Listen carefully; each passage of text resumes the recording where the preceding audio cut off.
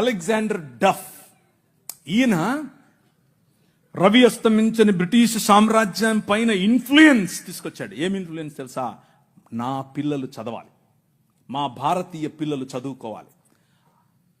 వీళ్ళు అన్నారు, ఎందుకు, మాకు అవసరం లేదు, మీ పాశ్చాత్య విద్యతో మేమేం చేస్తాం, మేము మంత్రాలు చదువుతాం. ఆయన అన్నాడు, మంత్రాలకు చింతకాయలు నైరాల్తా హై.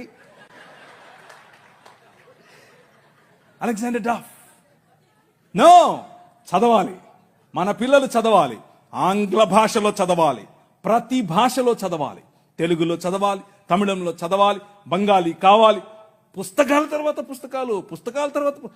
ఈ అలెగ్జాండర్ డఫ్ యొక్క ఇన్ఫ్లుయెన్స్ కారణం చేత ఈశ్వరచంద్ర విద్యాసాగర్, అలాగే రాజా రామ్మోహన్ రాయ్ ఇలాంటి వాళ్ళు నిలబడి, ఎస్, మా పిల్లలు చదవాలి, మా పిల్లలు కూడా చదవాలి, మంత్రాలకు మేమేం చేసుకోవాలి, అవసరం లేదు, ఎల్లమ్మకో పుల్లమ్మకో పోయి మీరు చదువుకోండి అని యూనివర్సిటీస్ ఒకే సంవత్సరంలో అటువైపు మెడ్రాస్ యూనివర్సిటీ, ఇటువైపు బాంబే యూనివర్సిటీ, ఇటువైపు శ్రీరాంపూర్ యూనివర్సిటీగా ఈ రోజు ఏదైతే ఉందో బైబిల్ కాలేజ్ అనుకుంటున్నారో అది ఆ రోజు కల్కటా యూనివర్సిటీ. 3 యూనివర్సిటీలు స్థాపించటానికి వెనకుండి పనిచేసింది ఈ అలెగ్జాండర్ డఫ్. ఈయన ప్రభావం, ఈయన ఇన్ఫ్లుయెన్స్ కారణం చేత మెకాలే అనే ఒక వ్యక్తిని ఈ దేశానికి పంపించారు. పోయి చూసి రాపో బాబు, అసలు చదువు అవసరమా లేదా.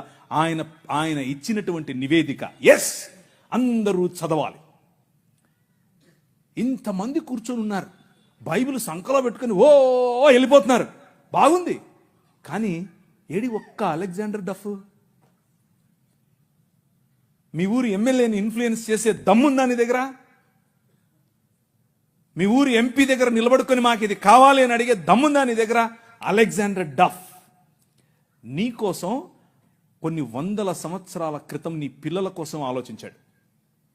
ఎలా కట్టాం మీ దేశాన్ని తెలుసా? దూరదృష్టి, దూరంచే యుద్ధవాసనను పసిగట్టడం. యోబు గ్రంథంలో రాసినట్టు,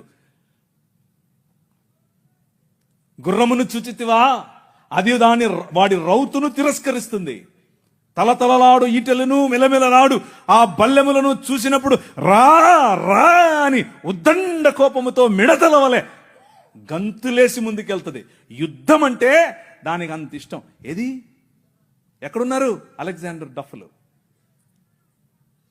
రైజ్ అప్, ఇంతవరకు పాట పాడారు, లే నిలబడు, లే నిలబడు.